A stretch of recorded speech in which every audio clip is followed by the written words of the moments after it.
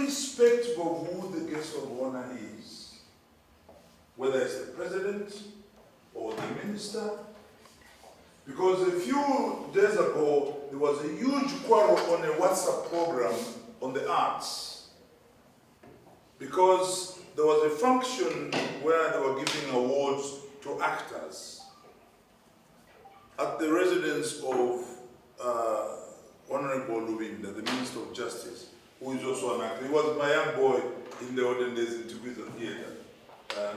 He's the patron of Natals. And the guest of honor was a minister who was to come to that house. For 3 hours, 30 minutes, they couldn't start. One, Mr. Lubinda himself wasn't there. Two, the guest of honor couldn't come because he had some other important thing to attend to. For 3 hours, 30 minutes, they couldn't start the program. And afterwards, a lot of things were on WhatsApp, and there were quarrels and so on, and the attacks. Some people said, no, we should have started, you ignore the guest of honor and start, and so on and so forth. And the Natas people were so angry, the new executive committee even have pulled out of the WhatsApp group because they're very angry. I'm meeting them, God willing, on Tuesday next week, and I'll tell them they should go back. Because some of you gave the correct answer. Correct, not that it's 2 + 2 is equal to 4. That is correct. But it's a correct suggestion which agrees with my thinking, and this is what I've been doing. If the guest of honor knows about the program, and you have found out they will not come on time, don't do what most government departments do. They will wait, and you don't do what you suggested. You fill in. Believe you me, even the best comedians will give you all the jokes, and they will dry up. So don't fill in. You won't fill in. My suggestion is start on time. Start the program. If there are speakers, let the speaker speak. If you have a break, go to break. Whatever it is, do the program. If and when the guest of honor arrives, pause. Ladies and gentlemen, our guest of honor is here now, and he will speak. Now you call him. He speaks and talks and so on, and you continue with your program. That's a bit of a challenge, because very few people have the courage to do that. Where you assume that because it's the president coming, it's the minister coming, the permanent secretary coming, we can't. And some of you will be getting married at some point. You will get married then. And when you sit down to work on the program, and for some reason, whoever it will be to come and say something at your wedding comes late, remember this particular discussion and say, what we agreed. Don't you say what Brother K said, what Mr. Kapumpa said, what Brother Kapumpa. Say what we agreed upon is that we start. If whoever it is will come late, they will find us. This is why you have never heard of at the church, the assembly that you go to. You have never heard of the assembly not starting the break meeting at 9 because Brother Chishala is out of the country, because Mr. Kalawa is in Mazabuka, because the Chakulimba is in Kawe. No! It schedules to start, it starts. I was talking about the Koreans. The Koreans, precise timing. We start the assembly at Mapo in South Korea at 9:30. 9:30 you start. We start a gospel, it's 9 o'clock. If it starts at 9:05, to me it's late. Don't ever say, no, we just said a few minutes. No, it starts with a few minutes. The moment you allow a few minutes, it will be, before you know it, will start at 9:30. When it's time to start, you start. Because of the discipline that is self-discipline, which must have started way back, but it's never late. It can start now.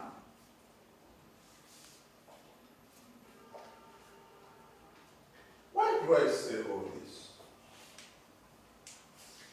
How many of you here have read Genesis? Raise your hand. Genesis. Genesis. Yeah. You haven't read Genesis? Oh, you are still thinking about where is this man taking us to? I suggest that you perhaps go back again and read Genesis. You will find that, answer and tell them that it's not available. Genesis. No, actually I was joking. I didn't want you to answer. I think just switch it off. Genesis tells us the beginning of this world. And in it, you find precision of the intention of who created the world, God. Everything is in there. It says and it was. It says and it was. It says and it was. And this was the first day, and this was the second day, and this was the third day. And it was good, and it was very good when he created man. In other words, God is a stickler. Ladies and gentlemen, dear brothers and sisters, God is a stickler of time. This is where, therefore, you as a believer must begin to cultivate yourself. Because God is a stickler of time. Even when he sent his son to come to earth, it wasn't by accident. He came at a particular time. Everything that you read about the Lord Jesus Christ on earth was precise. There was nothing that happened by chance. Or it just so happens that Joseph happens to be there. No, everything is exactly the way God wanted it to be. So you as a believer, you as a follower of Christ, well, that's what Christian means. Christian means follower of Christ. It means that you have to make yourself closer to him who Jesus Christ represented here on earth. Because he said that he came to do that which he was sent by his Father. So every aspect of his life, precision. His birth, his crucifixion, his death, it was predicted way back, long before, word for word. Even the word that was going to say at the cross, it was said for more than 400 years earlier in the Psalms. Eloi, Eloi, lama sabachthani. My God, why hast thou? That is found in the Psalms 22, way back. Everything you find that there was nothing that was left to chance. Everything, his death, his burial, and they knew that there was going to be a virgin tomb for a simple reason that you can't risk to put the Lord's body in a tomb that had been laid by man, because just in case the bones get mixed up, that's what the virgin tomb. And even the fact that he was going to arise, he arose 3.5 days later. Not 3 days, not 4 days, 3.5 days. And that goes back to the way the sacrifices were done. And by looking at a particular lamb, sheep, for a particular period, which was precise. So everything, when the Lord when he ascended into heaven, precise time. If you count the number of days when Pentecost was to occur, precise time. There's never anything that is left to chance. By the way, even his coming back to rapture us is precise. The only thing is that we don't know the time. And that is deliberately, because if we knew the time, like some culture said, they even said 1984, that he was going to come back and so on. But he has explained, and I'll put it there, 1 Corinthians chapter 15, verse 51, or 1 Thessalonians chapter 4, 13 to 18. They give a precise thing as to what is going to happen. It will be a private visit. He's coming only to visit those who are his believers, those who believe, raptures them. And then he's going to come back for the whole world to see. The last comment there is, if you look, how was this? Oh, something has disappeared here. Simeon is the story of the old man that is told in the book of Luke. He was old and was ready to die, but he couldn't, because he was waiting for a precise time that he was to be in the temple. Joseph and Mary, the earthly parents of Christ, the baby, came at a precise time and brought the baby there, as was the custom of the Jews on the 8th day of the baby's being born. And Simeon held the baby and praised God and said, Lord, now let thy servant sleep, because I've seen salvation. At that time I was thinking in terms of salvation for the Jews, but also for the rest of the world. Again, it was precise. Simeon was at the correct time, in the right place, for him to have seen the baby. If he had gone 5 minutes earlier, 5 minutes late, he could have not met the Lord Jesus Christ. That's the precision with which the Bible does. This, I want you to go, if you haven't already read it, I want you to go to Solomon, to Ecclesiastes. And yesterday, I discovered the Bemba version of this particular book. My secretary, when she told me, by the way, do you know the Bemba version? I said, what? And for those of you who have heard of the language of Bemba, it's Katula Mulandu. So I sent the WhatsApp to various brethren in the assembly, Daniel Swili, Samuel Sonda, several others, to ask them about what Ecclesiastes is in Bemba. And the answers I got are really crazy. I won't tell you which brother said what. But you find it, this particular poem by Solomon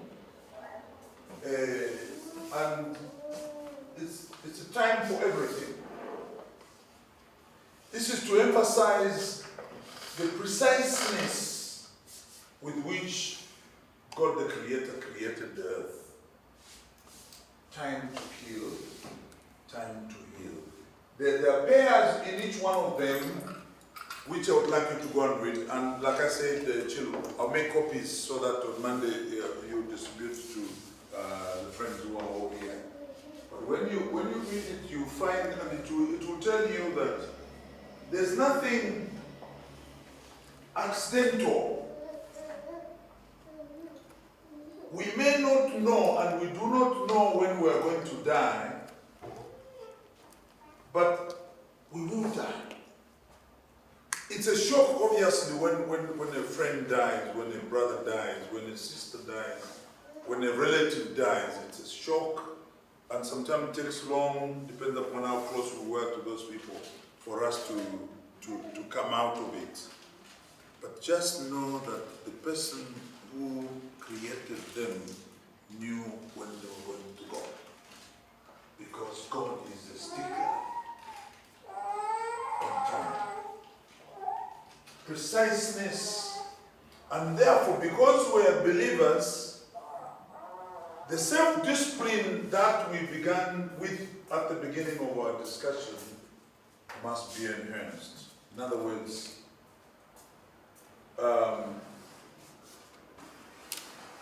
you must just make it.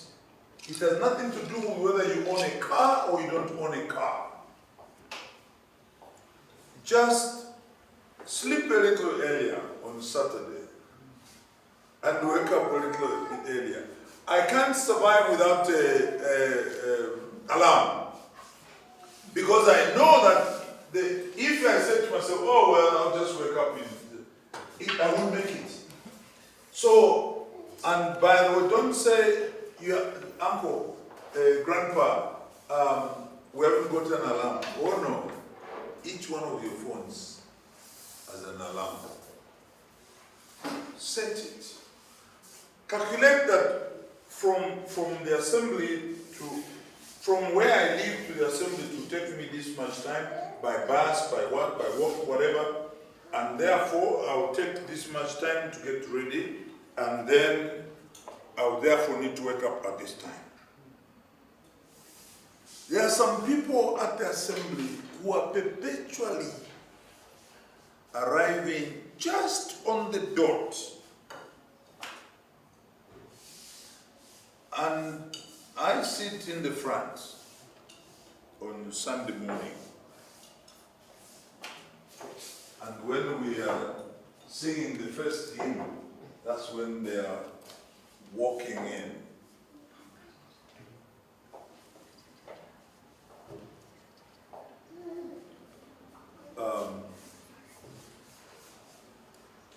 We'll pray for them. We have prayed for them.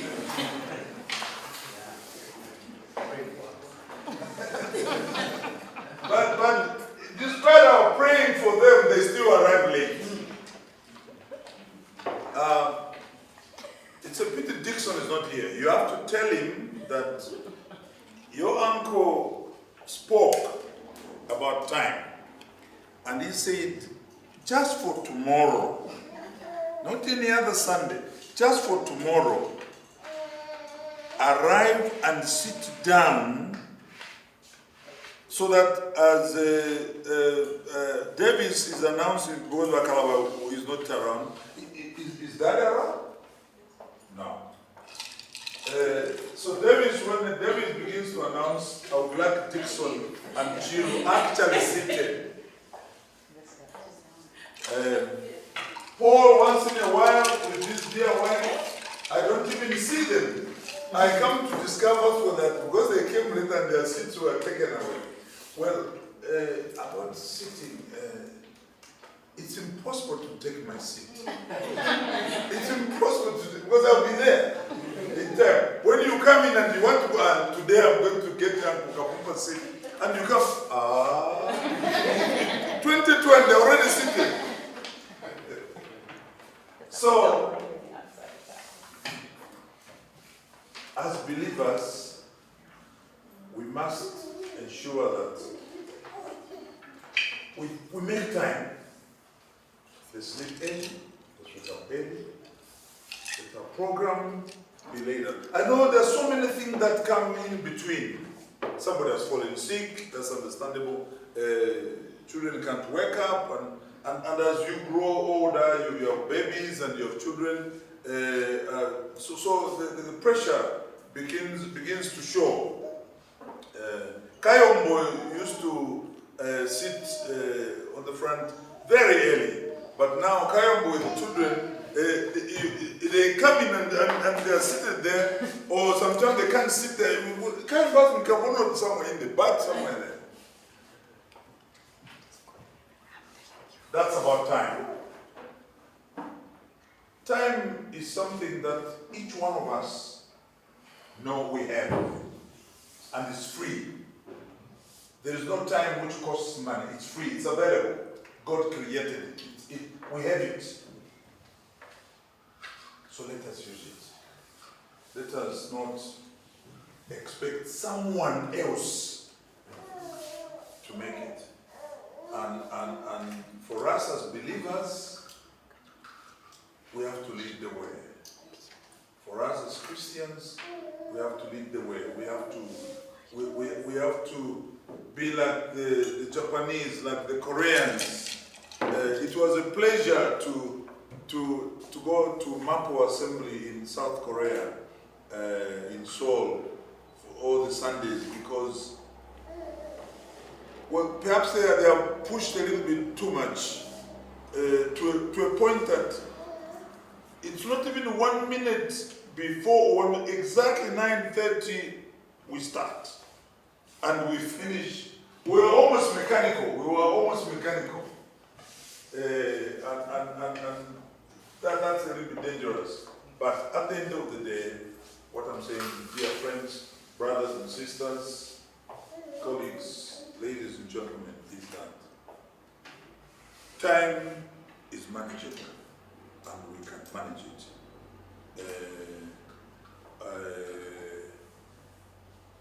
There have been occasions when you have been unwell. Don't push yourself. Don't say, oh, because I'm sick, I must get to the Msaka Gospel Hall, and then you just sit there. When you know you're sick, no, go to the hospital. But when you can make it, and make it on time. Ladies and gentlemen, that is really what I wanted us to talk about on time. Thank you very much. Now, I planned to have the questions as we went along, but that couldn't happen. So we still have a few minutes. So any comments, not just questions, but comments on what has been said and the challenges that you have gone through yourselves. Anything that you may want to yes, ma'am. Mostly the question. Yes. I want to learn from experience. We have a lot of meetings at work. Sometimes you can spend the whole day just having meeting after meeting. So now, for us, there's most of the situations that we deal with, how you want to deal with this, when it's not your subordinates who are being led, it's the boss. And the bosses are kind of, because they have to be there to hear the discussion, the results, make decisions. How do you deal with that? Tough one. Guess we didn't hear very well. At our work, the meetings, upon meetings, sometimes the subordinates, her subordinates arrive late. No, Sometimes the boss. they are early. Or the subordinates always arrive early. The ones that you can control are early, but the ones It's the bosses. The bosses arrive late. What do we do? What do we do?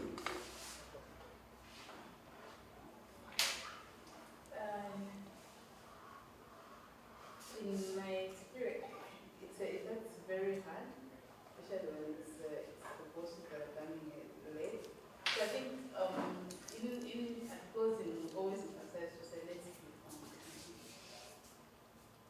be on time. And with time, I've noticed that with time when the subordinates come early most of the time, the bosses eventually start to feel shy. There's that level of embarrassment, unless they meet that embarrassment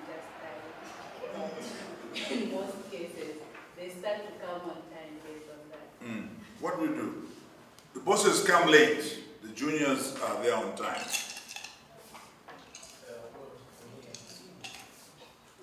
Raise your voice.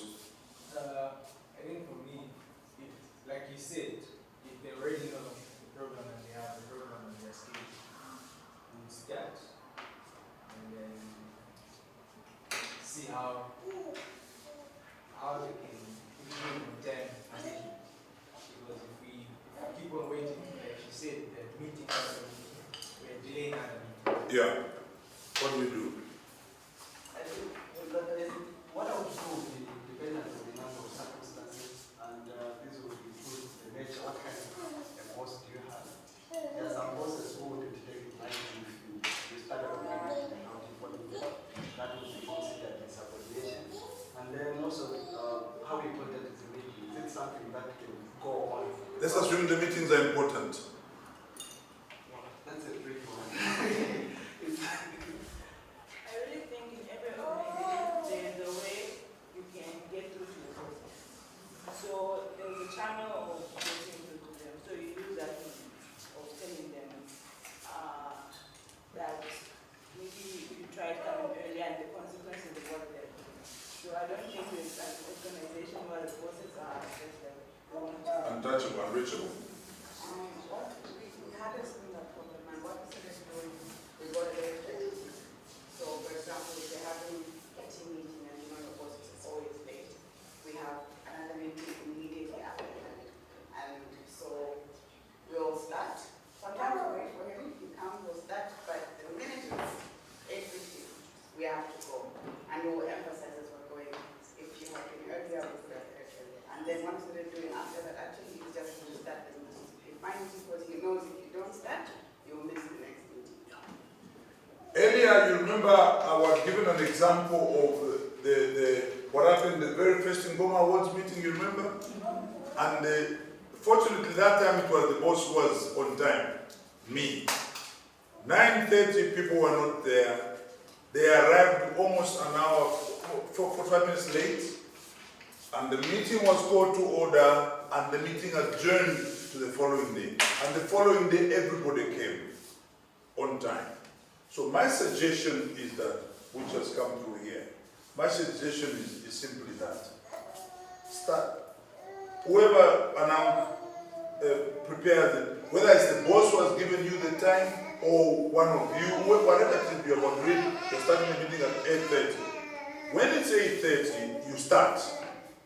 Whether the boss is there, you know, begin discussing. When the boss comes, if you say you're going to end at 9:30, sir, we have another meeting. We have to rush. Sooner or later, the boss will see you. But I will also add on, I will suggest that one of you, yourself for instance, privately, not in when everybody is there, because some bosses are very sensitive to be corrected publicly. Find time, can I come and see you after the meeting? And you go and they will one-on-one. And explain to them. You can even start by not putting it like if it's your own idea. Just say, oh, we have this workshop on time. And this is what we're saying. So I'm suggesting, is it okay if we did the following? In other words, you draw in to agree to a program where you start on time and you end on time. Any other comments? Yes. From the presentation, you say everything, no matter what it is, church, work, and I'm assuming it must also end on time. In fact, one of the slides said, start on time and end on time, because that is really very well. There's no African time, there's no German time, one time. Arrive on time, start on time, end on time. So, how, like, you know, the assembly, the Bible study, like when it's 19 hours, we're supposed to end at 19 hours. And then we just like, most of the time now we end 19:30 and Bible study 1930? No. yes, the time is 9:10. Do you Yeah, so like how to the point, yeah. after work started,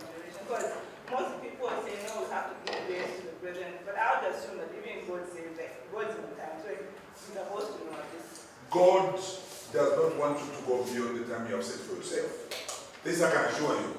If you tell God, we want to stop at 19, at 19, most likely God will switch off and will begin looking at somebody else. No, but I'm changed. I'm telling you. So that's why people tend sometimes to apologize. But believe you me, there's a story that I have of the brother talking and it goes beyond the time. It's in display. And then, okay, or as you say, okay, going for a funeral, okay. So I'll see you all later. I need to excuse myself.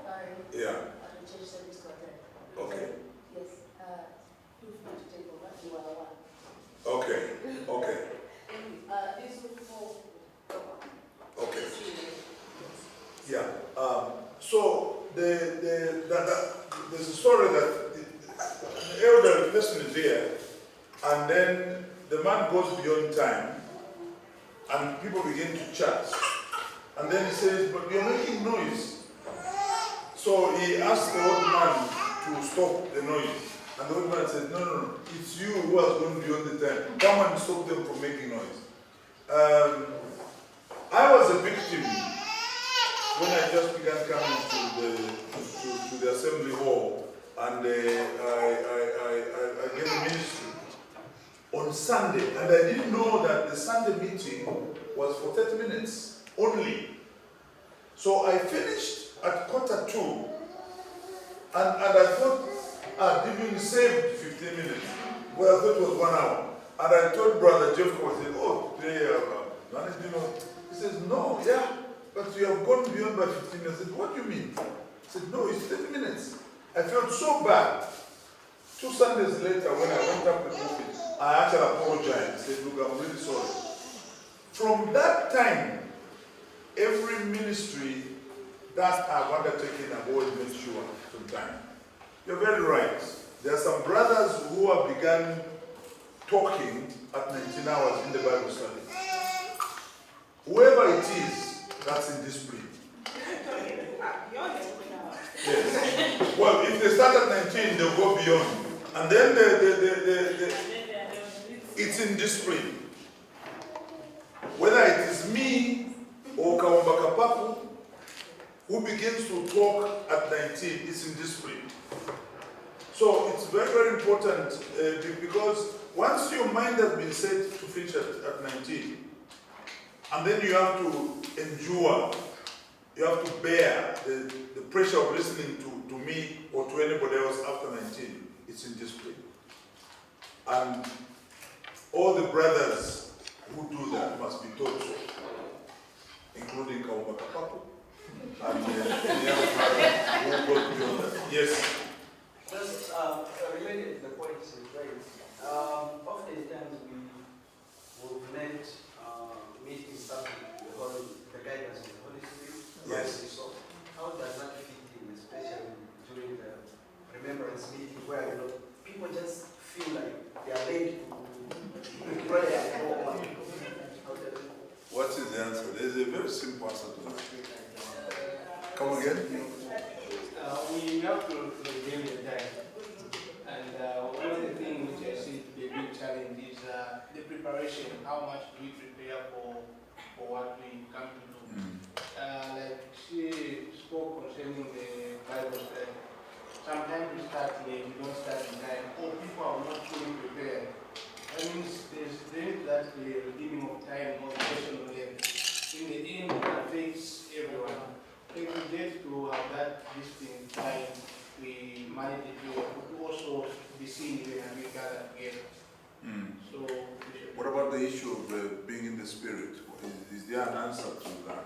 I guess maybe I was thinking differently. I remember Kaparo Mtende once made a comment and said, if the spirit lays a message on you, it's not that you just wake up that morning and you've got the message. Yeah. You know, he puts that message on you and you take time to prepare your message. Yes. You make sure you prepare it in the time that you have. Yes. You know, you deliver the message. So even that, being spirit-led, has its guidelines. spirit, as he said, is a stigma to time. So even he's aware. Yeah. Yeah. Not only that, you are in charge of the spirit in you.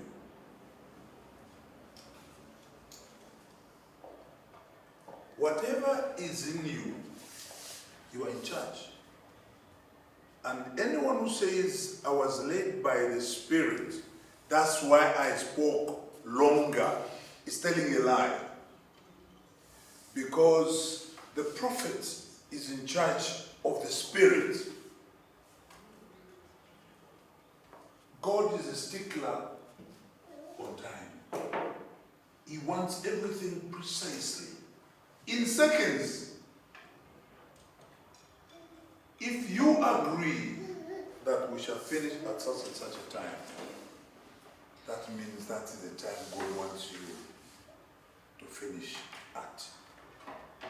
If you go on beyond that time, you're putting pressure on others. We must stop Bible study at 19 on the dot. Not at 19.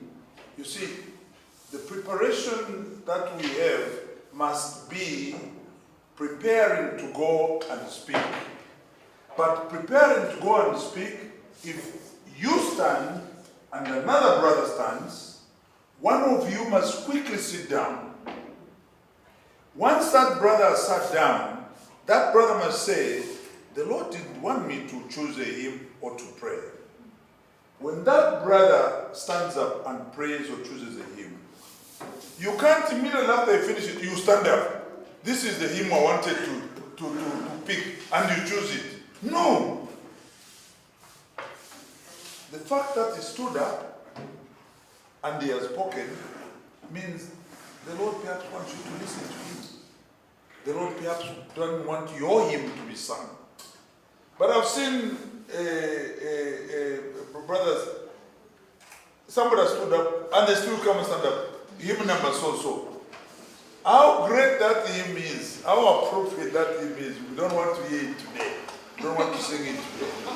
So don't stand up. It's quite embarrassing. When you have clashed and one brother continues, the brother who has lost, as it were, should never stand up. He should just be quiet. And what? Yes. Sorry, now it's an extension to her question because that was not specific to. Yes. Trying to be a step at a time. There are times, for example, a kitchen party. You dedicate around 3 hours. Yes. And you go there at 13. Yes. Like specified, and like I think I'll be there till 16. Yes. And then they are starting at 16. So now you're put in a situation where you're asking yourself, how much do I care about this person? Yes. Compared to how much do I care about myself? Like, how do you then do a balance there? The answer to me is very simple. I come first. My caring for time comes first. If you invite me to a function and you tell me, Brother Kapumpa, we want you at the function and it will be from this hour to this hour and I'm there at the correct hour. And then you don't start. I'll leave at the time that I said was going to leave. And if you, and I will come back and say, oh look, I really have to go. There's another function I'm attending. Or I'm preparing for church or whatever it is. The discipline we must begin is not just self-discipline, but it's self-discipline which we must begin to export to others. In those people we meet. It may not even change anything so quickly, so dramatically, but it starts. It begins to start. And I gave an example of the kitchen part because sometimes my wife tells me, oh, when are you coming back? Because we were supposed to go somewhere else. Oh, no, it hasn't even started. The bride-to-be has not even brought out.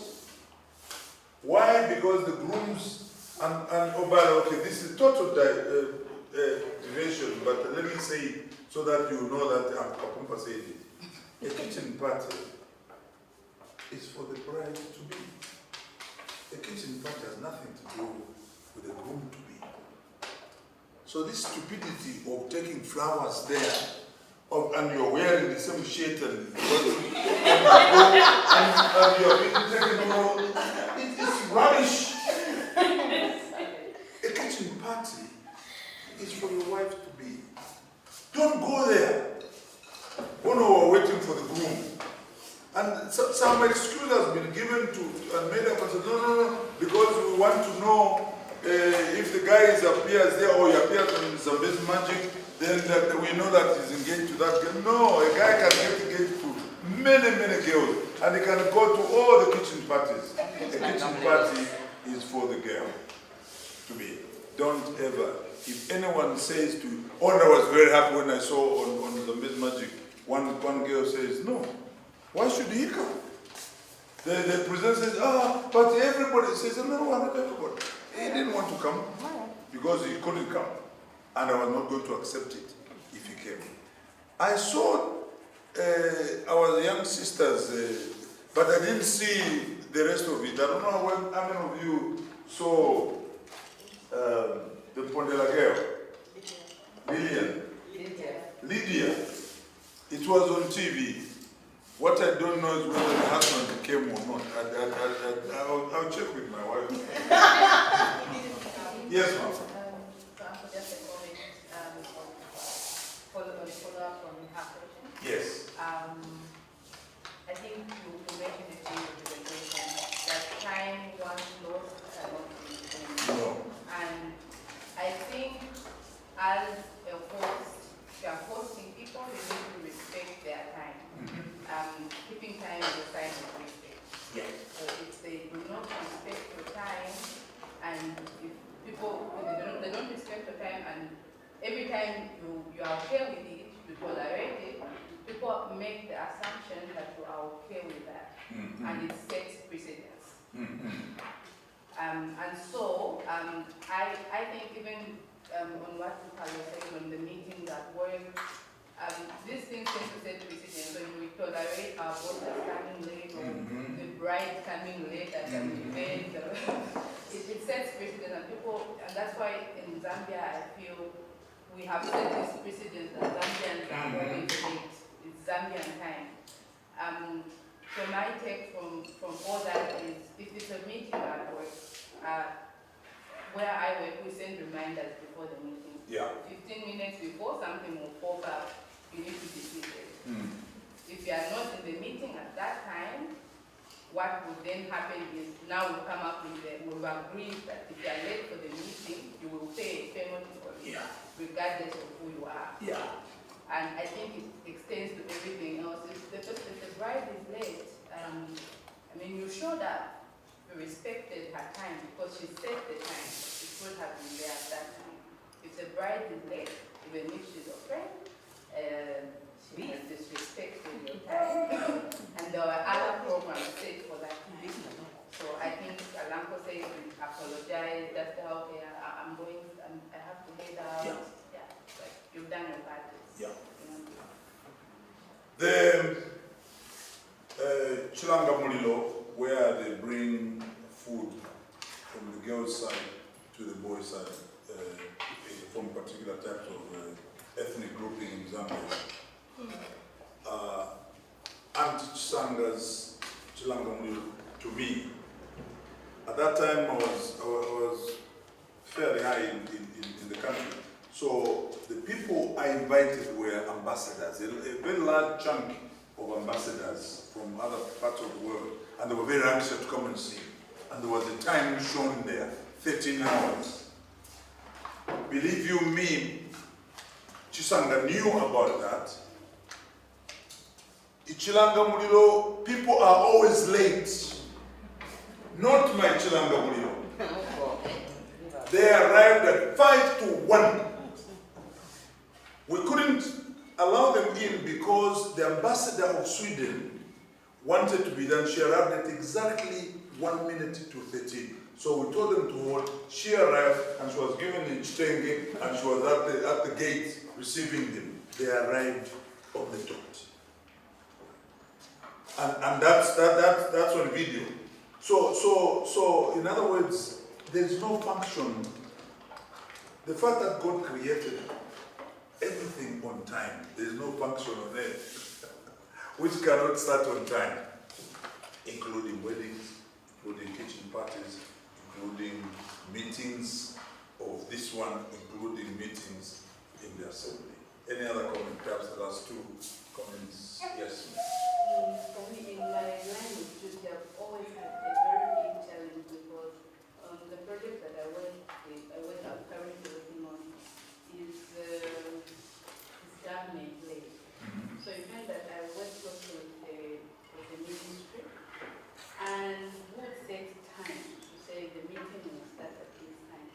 But then I've come to realize that there is this heavy bureaucracy within the government structure, and certain meetings will not start unless a particular director. And when somebody from the civil society organization says, if we need to start the meeting, we are losing time, or we have this is 8, we say the meeting will start at 8. And there's always this notion to say, you cannot undermine the authority of government.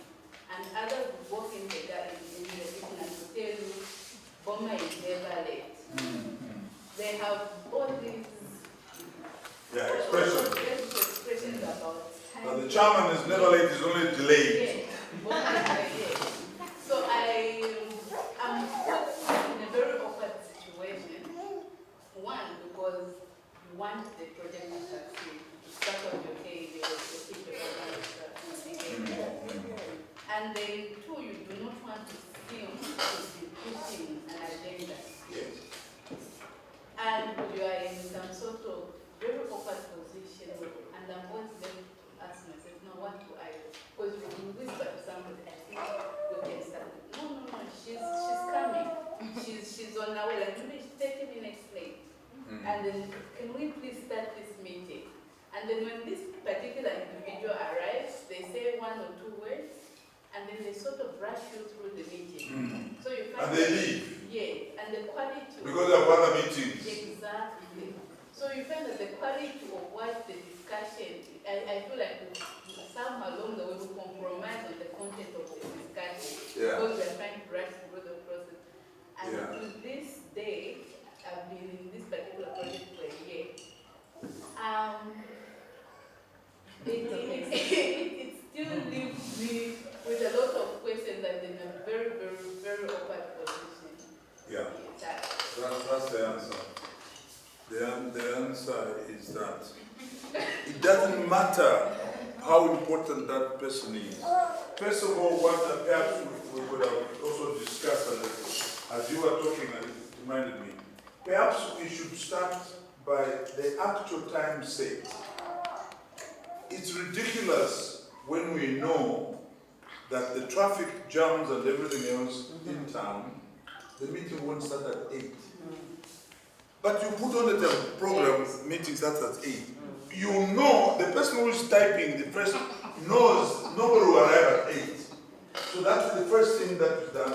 We should never put a time that we know we can respect. So that's the first thing. Put a time that you know you can be able to manage. And then secondly is this. In other words, it's very difficult. Yes, I do know, and I'm not pretending that it's not difficult. It's very difficult, but someone find a way of convincing the people that you will manage your time better. If you could start the meeting, this busy boss or PS or with somewhere else can come and join us later. Let us start. When they come, we will stop and they will say what they want to say, and then we'll continue. This, by the way, has worked for me. It may not work for you, but that's my suggestion, that begin applying it, begin implementing it. You never know, it may just work. But what is important is that everybody must begin to respect the time. The time that is your time, which you plan to be at a kitchen party, at a wedding, at a function, at church. We must begin to respect time. So, dear colleagues, friends, ladies and gentlemen, thank you very much. It's been wonderful.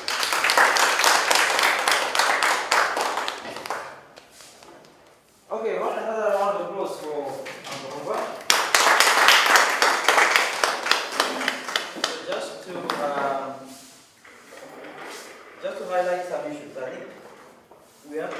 identified that we have a huge national problem on our hands. Because some of the problems that we've talked about aren't within our power. Before I talk about what's not within our power, I think we've been able to address the self-discipline that we need to have within ourselves. So let's start with ourselves. How serious are we about our time? And I think from what we've heard, the dependence on how serious we are about our time is also a reflection of how seriously we take ourselves. Because a lot of us want to complain about maybe the outlook people have on us, but how serious are you actually taking yourself? When you commit yourself to something or the time that you're going to do it, when you set goals to say, I'm going to wake up, I'm going to study at this point, I'm going to go to this place and be there at this and this time.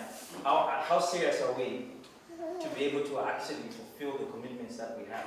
And if we're not, then we have to look within ourselves so that we can be able to establish that self-discipline and discipline ourselves time-wise to know that, you know what, if I'm going to do it at this time, how am I going to redeem the time so that I am doing this specific activity at that time? Brother Mr. Chilamba said in one of our previous meetings, we went there, some of you might remember, he said, sometimes it's not about the time, it's not all about the time when you're supposed to do something.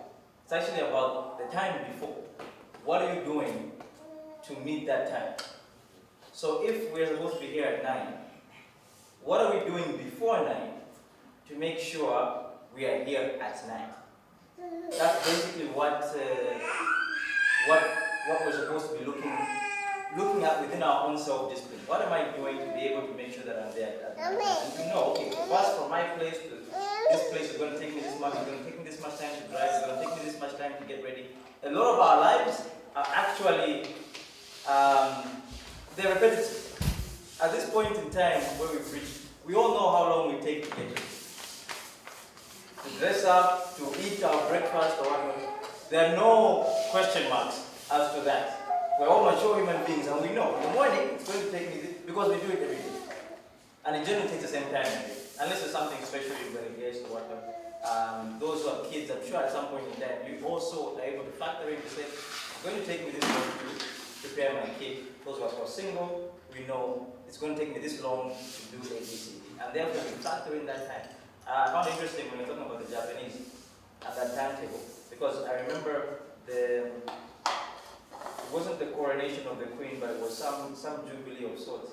And I looked at the BBC, and the BBC highlighted the schedule of how the Queen would move from point A to point B. And it had weird times, like 9:27. The carriage will be leaving this gate, and whatever, 53. And just weird times. And I'm like, people are serious about time because they know it takes this much time for this to reach here, for the horse carriage men to do this and that, and everything is done on time. So that's on our self-discipline, how serious are we taking ourselves, but then obviously we address the fact that sometimes it's not about us, sometimes it's about the people that we work with, our families, people that we live with, how are we able to manage that time. And basically, so our problem is now, we live in a country where we don't have respect for time. We even have a name for it, Zambian time. So what can we do then? And that's a big challenge. But again, it starts with each and every one of us individually. What can you do as an individual to change that perspective in your own workplace? If in my workplace I know this is the time for the meeting, let me show up for the meeting at that time. And try and influence others to say, let's be serious about time. Let's, if it's the churches that we go to, the assemblies that we go to be able to be a stickler for time, like we identified the God that we serve as a stickler for time. It starts with us trying and then to influence our friend, our family, the next person, our office. Some of you are going to grow within your workplaces, you're going to grow in influence, you're going to become bosses. It's at those times when then you will have the opportunity to impact other people as far as time is concerned. The same way we heard Mumba Kapumpa has been able to impact others concerning time. Being able to adjourn entire meetings and say, you know what, we're not going to be serious about time, we're not going to do this. Being in positions of leadership and being able to guide others, because now we've identified this problem is actually, it's a national problem, global, continental problem, I guess, if you look at Africa. And so it's on us to be able to try and lead those around us, our immediate connections, and obviously even those at an extended level. My own experience in time, because I work with so many different organizations, I work with institutions in the private sector and institutions in government, and I find it funny that you talk about the National Arts Council. Because early in my work, I realized, and the National Arts Council is a very good example of that, was meeting at the National Arts Council scheduled for 9, and we're starting at 11. And you're sitting in the boardroom, and you're there at 9, and you're literally the first person there. And excuses are being made. It's amazing how you're waiting for one or two people, and you start hearing, why is this person there? Oh, this person lives in Chalala, so you know it's going to take them long to get here or whatnot. And everyone is welcoming these excuses. Say, no, but yeah, we can understand. This person is coming from far. So it's obvious that they're not going to reach here on time. Or then we have them.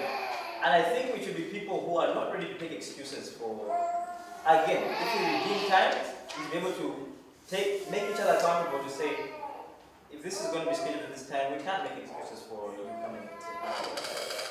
And I worked at other institutions where they're very serious about time. The private sector, you are paid by time.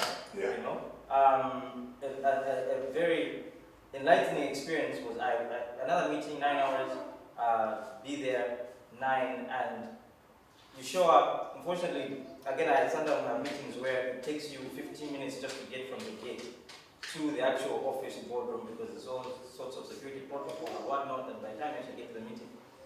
So I thought I was on time, got there 15 minutes early, all the security, whatnot, and I ended up getting into the meeting at 9 itself, so I'm showing up at the meeting. And everyone is seated, and you can feel that actually everyone is disappointed that you're showing up at 9. Yeah, like this is 9, like this meeting, but everyone is like, no, you're technically late. This is 9 hours, you should already been seated so that we continue this issue. And like Mr. Kapumpa said, those kind of issues affect contracts, they affect performance ratings, they affect how people actually view you, because then people are able to say you're not taking yourself seriously because you're not taking us seriously. You know? So we shouldn't be people who are going to settle for the status quo in whatever institution that we're in, to say, okay, what, I'm in the private sector, so I don't care about time or whatnot. No, I think it should be something very, very serious. Someone like me who does bill by time, it's a very serious issue, because then I know for every hour that I work, I need to be able to relate that to the specific amount of time. And I think I would encourage many people to do that. Rate your lifestyle, your services, value it by the amount of time that you take. It's what lawyers do. I know we have lawyers here, because they know for every hour that I'm going to work for you, this is what I value my time, and it's something that has worked for me. So I have a daily rate. Someone wants me to work for the whole day, even if I'm not doing anything and I'm just sitting. For you to have my time for the whole day, this is how much I'm worth for the entire day. And then you move. But I think it's been a very enlightening experience. Thank you very much for coming through. I hope everyone has been able to enjoy what we've been able to hear here. A special thanks again for giving us your time. I know you're a busy person, traveling around, and apologies that we did start late. We will take you at your word and invite you again. Yes. And hopefully we'll have people who will be on time, people who have learned from this session. So, as per tradition, that we mentor, we always give a special thank you present to the speaker. I think we have a diary or planner or sort for you here, a flash, and 2 pens with Mumba Mentor logos every time that you're writing or not being able to remember. You have redeemed yourself, but not in time. Thank you very much.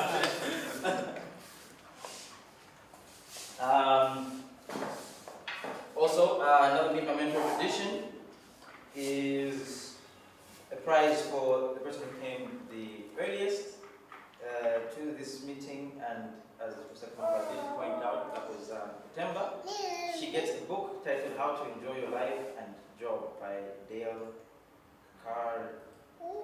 panicking.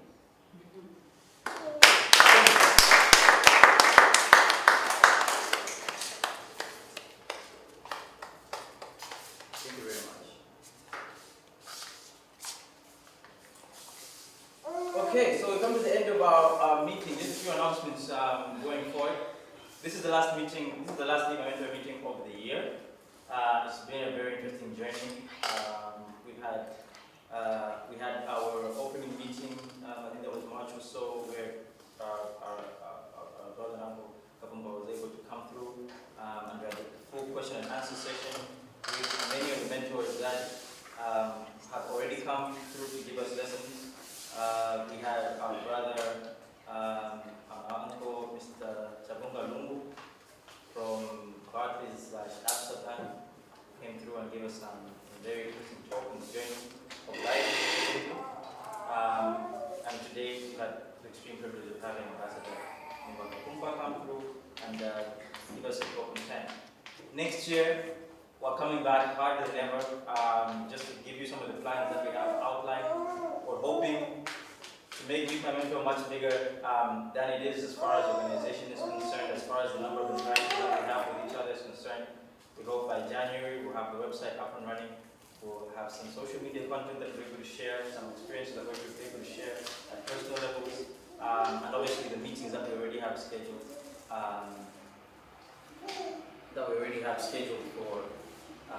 For the year. We'll hope to keep you guys informed. Probably per usual, our speakers will be surprises as they have been, but more speakers and also a lot of the same speakers that will be coming through next year.